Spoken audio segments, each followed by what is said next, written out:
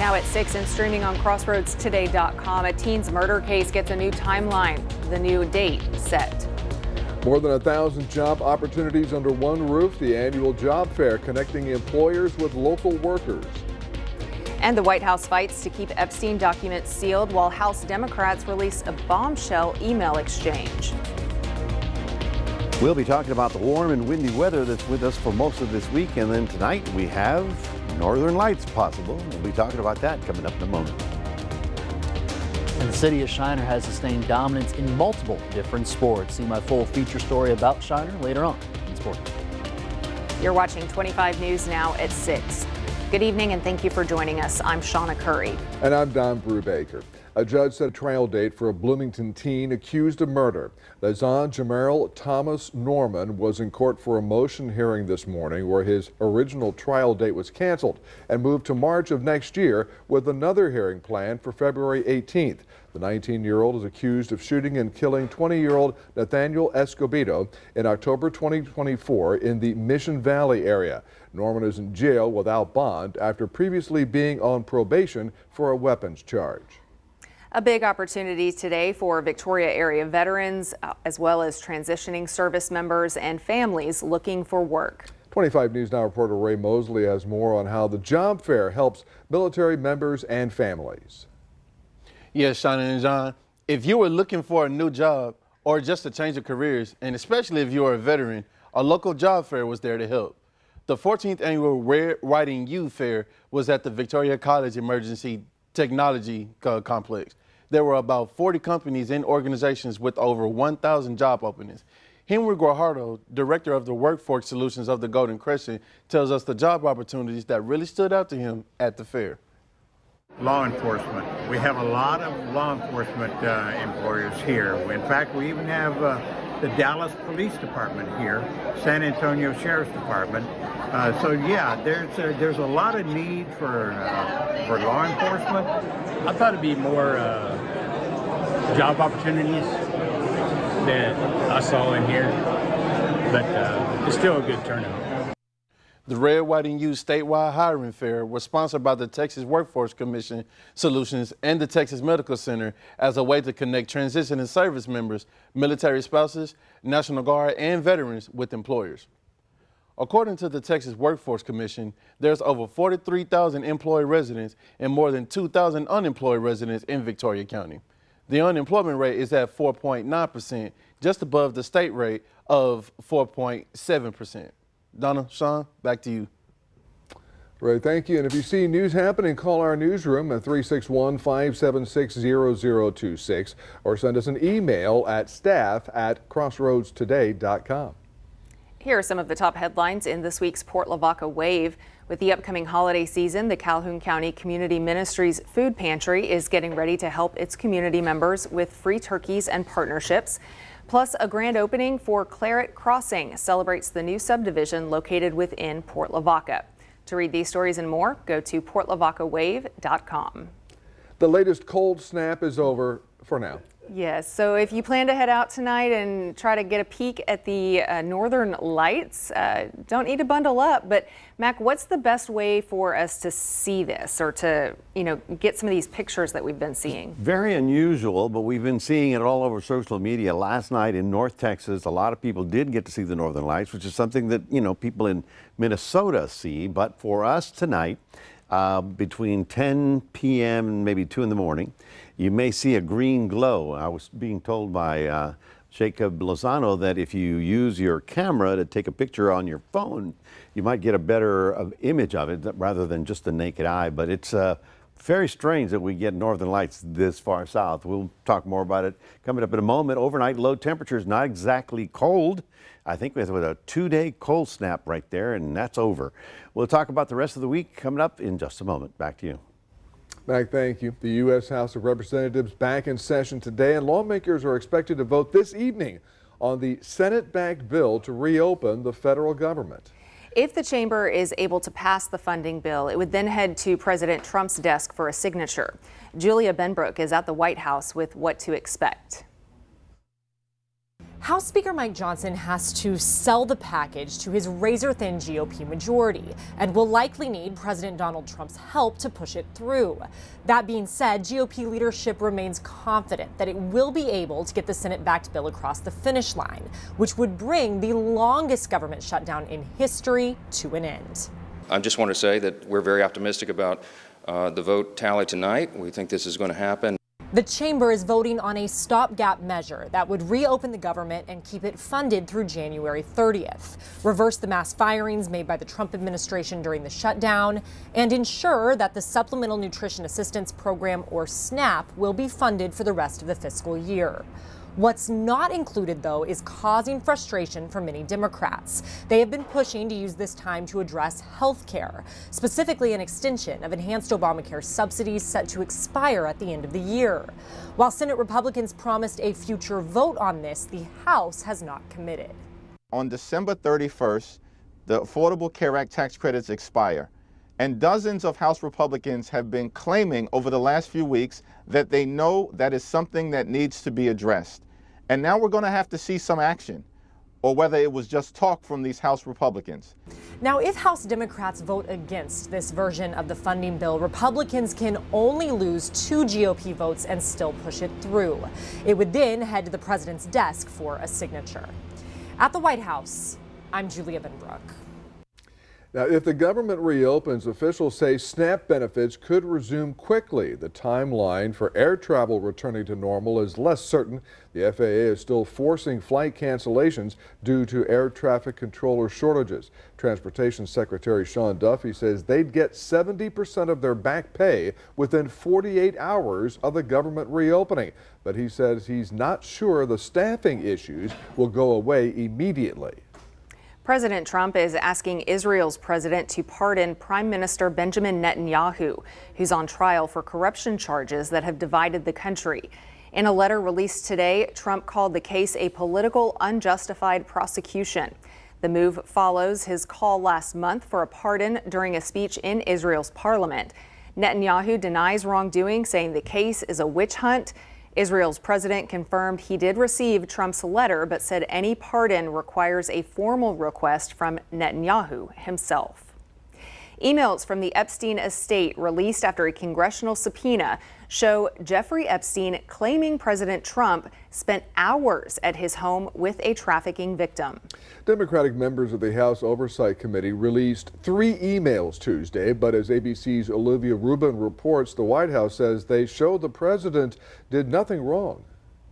Today, new questions as House Democrats release bombshell emails showing convicted sex offender Jeffrey Epstein privately discussing President Donald Trump, telling his longtime accomplice Ghislaine Maxwell that one redacted victim, quote, spent hours at my house with him. In the April 2011 email exchange, according to the documents released by Democrats on the Oversight Committee, Epstein writing, I want you to realize that that dog that hasn't barked is Trump.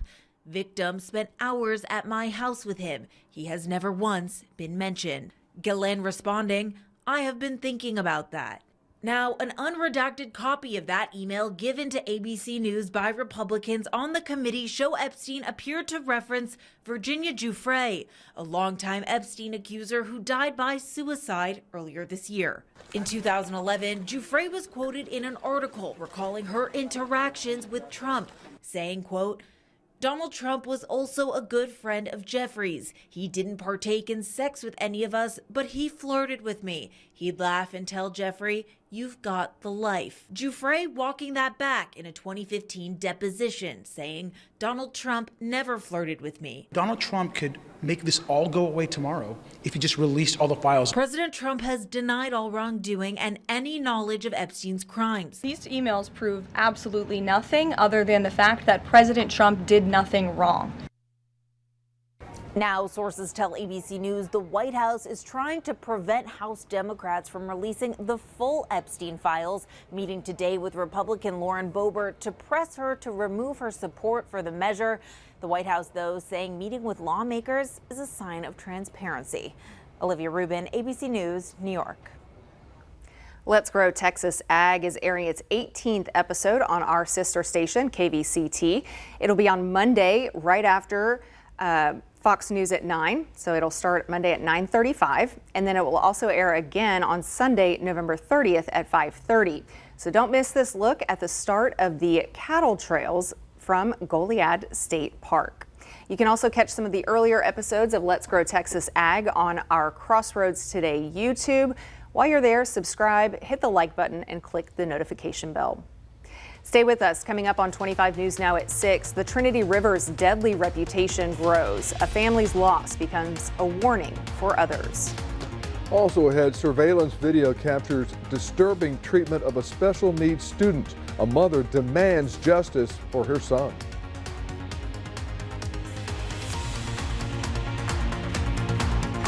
Alarms save lives. But what if your child doesn't hear them? When seconds matter most, one question could change everything.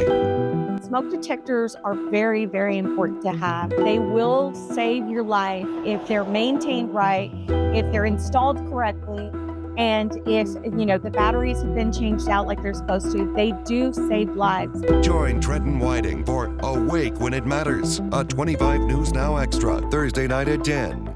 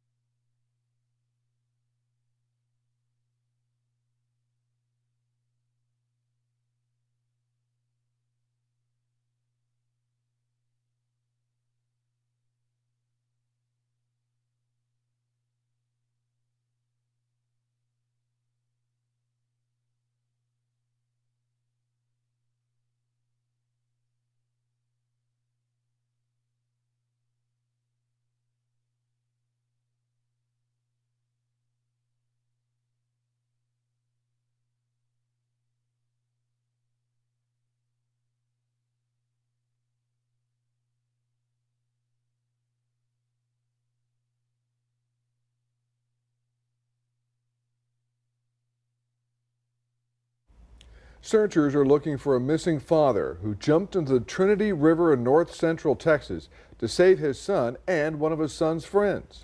The incident happened Sunday after their kayak overturned. The two teens did not survive. Jason Miles has more on this unfolding tragedy. The dangers of the Trinity River are more evident than ever for families of two teenagers who lost their lives here Sunday. It is not safe. We have pulled numerous bodies out of that water for nonsense. Everybody, please stay out of the river. Melissa Patterson and her family identified one of the young men as her nephew, 15-year-old Eric Lynn, seen here in a recent homecoming photo. They tell me he was a freshman at Cold Spring Oakhurst High School. He had to grow up pretty quickly because of my medical problems, but he was always happy. He was a good kid. He woke up every day with a smile on his face after he grumbled because I was waking him up. He had a big heart for everybody, and especially his siblings, his dad, and his family. Officials say Lynn and his friend were in the river when their kayak overturned. The friend's 53-year-old father entered the water to try and rescue them, but also went under. The two teens were later recovered. As of yesterday, we are all tied in this together. We are all grieving the loss of two children and a loving father. Right now, it appears no one was wearing a life vest or preserver when this tragedy struck on the Trinity, something emergency personnel always encourage. I believe strongly that everybody has a number, and when it's your time, your time. But this was pushed. His number wasn't, he was too young. Lynn's family says relatives thought the boys were going fishing in nearby Lake Livingston and not the Trinity River. Well, a woman from Port St. Lucie, Florida, says she feels lucky to be alive after her neighbor held her hostage. Authorities say Monday's incident began when Suzanne Rothermel's neighbor ran into her house. She says the man took her phone, then set his phone on fire. He admitted to Rothermel that he shot and killed two other neighbors. After several hours, he let Rothermel and her dog go. The neighbor later died from a self-inflicted gunshot wound to the chest. Well, Houston area mother is demanding justice after her young son, who has autism, was slammed to the ground by his teacher last month, and the incident was captured on security video. Orko Mana spoke with the mother who says her son was injured following the incident. We want to warn you, the video may be disturbing to some viewers. Surveillance video shows a teacher slamming the boy to the ground inside the school on October 30th. The 5-year-old's mother, Guadalupe Rodriguez, tells me her son has autism and is nonverbal. This is trauma that my son and I will carry forever. What went through your head when you saw that video? If I'm being completely honest, I dropped to my knees and cried because I didn't expect to see that. I wasn't expecting to see my son be treated in such manner. Rodriguez says her son came home limping on the day of the incident. So I immediately knew something was wrong. I took him to the urgent care and sure enough, he had a fracture and a sprained ankle. She wanted answers, so the next day she went to Wild Peach Elementary demanding the principal open an investigation. That's when she saw the video and asked for more. Footage from less than an hour before shows the same teacher dropping Rodriguez's son, and another video afterward shows a different teacher kicking the boy's hurt ankle, trying to get him to walk. My son was showing signs of distress, and not one teacher stopped to assess my son. Nobody cared. Columbia Brazoria ISD tells KHOU 11 that the 2 teachers involved were fired. Are you relieved that they've both been let go? Well, part of me is relieved, but I'm not satisfied with the way they're handling this at all. Neither of them are behind bars. They're still walking free. This letter from Wild Peach Elementary states that CBISD notified the Texas Education Agency about what happened and that the school district's police department reported the incident to the Brazoria County District Attorney's Office. Guadalupe Rodriguez says her son has not returned to the school. She also says she is looking into her legal options. To get more news, weather, and sports, come to our website, crossroadstoday.com. And here are some of the top headlines in this week's Cuero Record. The Cuero Regional Hospital gets a $50,000 gift to support the relocation and expansion of the hospital's laboratory and pharmacy departments. Plus, voter turnout in DeWitt County was over 16% of registered voters. That is over the statewide rate of nearly 15%. To read these stories and more, visit DeWittCountyToday.com. Well, good evening, everybody. We're looking at 74 degrees right about now. Not nearly quite as cold as it was at the beginning of the week. The southeast wind has a lot to say about that. We managed to get up to 85 today after a morning low of 49. So, yeah, we're not near the freezing mark anymore. We'll be talking about what to expect for the rest of the week and the weekend, and we'll talk about the Northern Lights as well. All that coming up in a moment.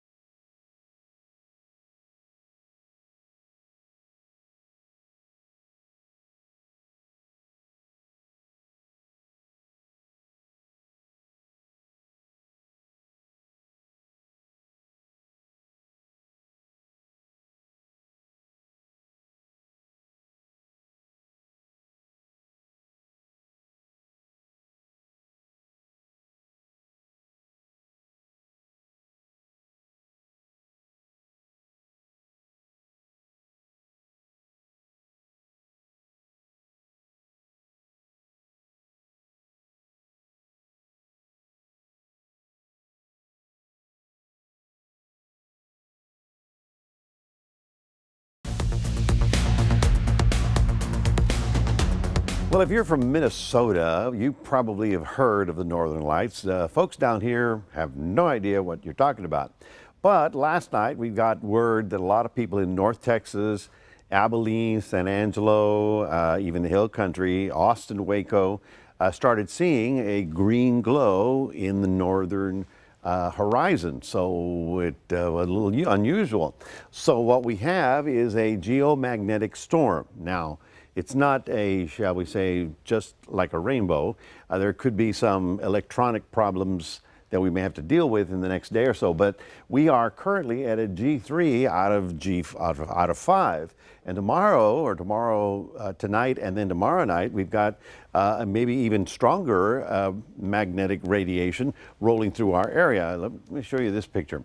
Here's the sun, right? Every day the sun blasts us with radiation, or light basically, and it comes around the planet and it goes this way, and this is where it interferes with the Earth's magnetic flow. So right about here and also down south, we get those lights, the hypercharged particles of light, and you see that red glow. As I understand it, I didn't do it, but with your cell phone, you're probably going to get a better view of it than just with the naked eye. And we got clear skies tonight, so no problems. I want to show you what's going on the Pacific.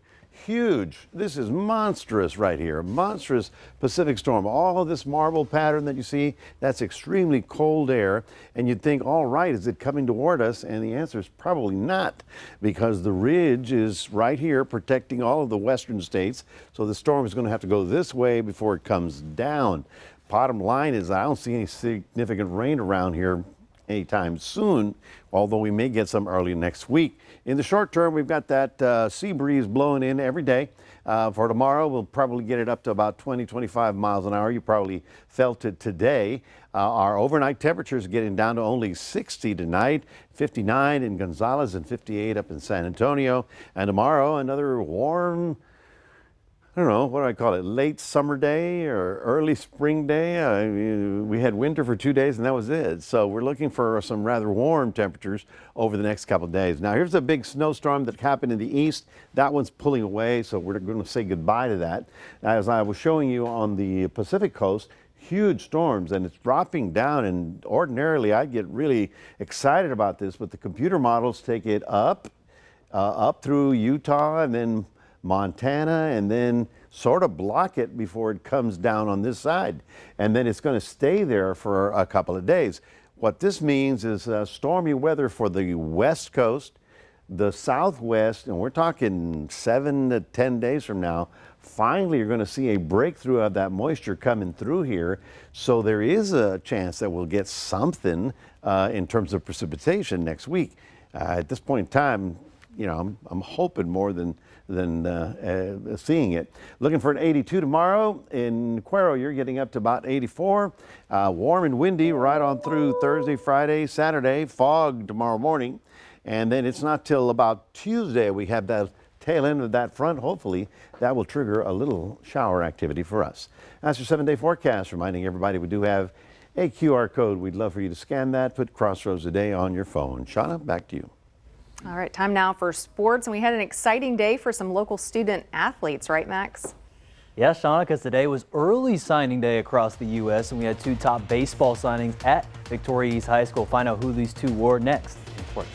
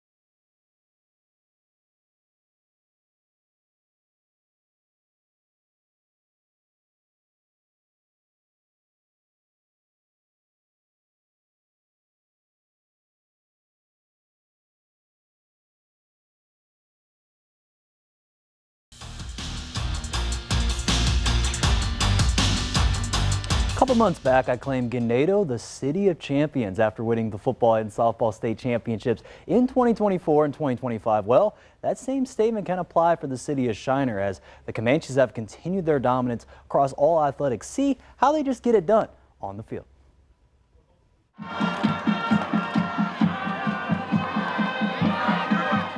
The city of Shiner, known for its rich history and the Shiner Brewery, which has been open since 1909. But along this historic path The past couple of years, Shiner High School's had continued sports dominance in football, softball, and volleyball. For athletic director and head football coach Daniel Brubaker, he highlights the ways how the success is happening with Shiner Athletics. They put in, the coaching staff that we have here that puts a lot of time in with these kids also. It's a great combination, and then you throw in the community support with it, and you have the perfect ingredients for things like this to happen. The main point Brubaker mentioned was the community support, which recent LSU softball signee Addie Siegel highlights how this community has been to her and kind of compares this same fan support for her choosing LSU. They give these kids here is unmatched. You will never feel like you don't have any support here because it's a family, and that's kind of what I saw in LSU too, is the same type of support and family. The continued fan support of all their athletes at Shiner is something new Shriner softball signee and Chloe Pulisic will miss heading to the next level. How many people were here at the signing? Just everybody helps everybody. It's very small and I love it here. I couldn't imagine living anywhere else. And continued support from others translates to success on the field, and head softball coach Jason Keller believes the sky's the limit for Shiner Athletics. Your success is going to happen, and that's the pedigree here, is continue to work, continue to develop expectations and achieve expectations, and then be accountable and even surpass those expectations and set higher goals and higher standards. Congrats to Addie Siegel, Haley Raddick, Lauren Springfield, Chloe Pulisic, and Kara Kepko for committing to the next level. And wish Shiner football luck versus Ben Bowl Badgers tomorrow night in the first round of the playoffs, and Shiner volleyball in the state semifinals Saturday afternoon versus the Iola Bulldogs. I mentioned there are 5 top signings there for Shiner softball. We had 2 major ones for baseball. Victoria East High School, as Ryan Steele and Kason Coley signed to Temple Junior College. That's for Steele, and then TCU for Kason Coley. And both of these guys have played together. Guess what? They've played since they were very, very little. Both of these guys had, and finally making their dreams come reality. I had a chance to talk with Kason about what made him choose TCU there all the way back from his freshman year, and why he focused on baseball instead of playing football there this season was the best decision for him. As soon as I stepped on campus and got to meet all the coaches and be around the program, it kind of showed how their goals and values align with mine. And ever since then, it's kind of been a sign for me to go there, of course, and we've kind of never gone back. So yeah, football and travel a little bit with my summer team as opposed to playing football. So it kind of gave me that time to focus more on the sport I'm going to pursue and also get my body in shape for that sport as well. And I also had a chance to talk with Steele as well, and he, just like Kason's, very proud of what he kind of did today, putting that pen to paper, and he's going to be missing Kason playing with them again. They played since they were very, very little there, Dawn and Shawna. And again, sometimes it's tough when you got teammates like that you played there since you were very little, kind of missing them their next level. But I can't wait to see what both of they do. And a lot of these athletes here are going to the next level. Couldn't go finish the way. That'll do it here in sports. Dawn, Shawna, back to you. Yeah, best of luck to both of them. That's right. All right. Thank you, Max. And we're back in a moment. Find out how wearing certain scarves can help get rid of your cough.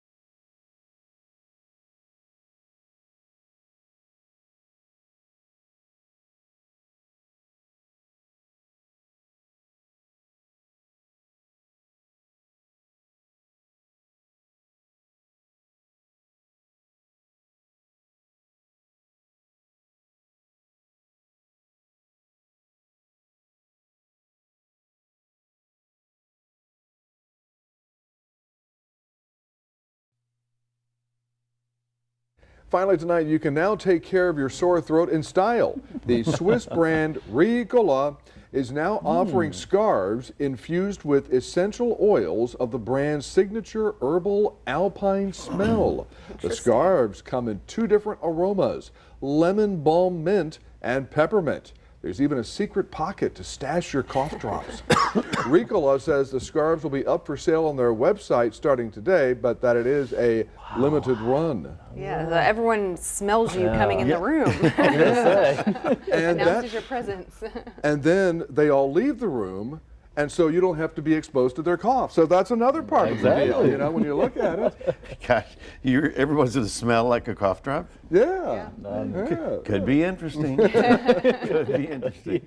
Folks, we don't need any cough sweaters because it's just not cold. We're looking at some warm and windy weather into the mid-80s throughout all the way through the weekend. Glimmer of hope of some light rain chances beginning on Tuesday with the tail end of a cool front. But other than that, the only exciting stuff is that some of us may be able to see the northern lights tonight, about 10 o'clock. To about 2 a.m. Face the northern skies. Face the north. All right, camera ready. Thanks for joining us. We'll see you tonight at 10.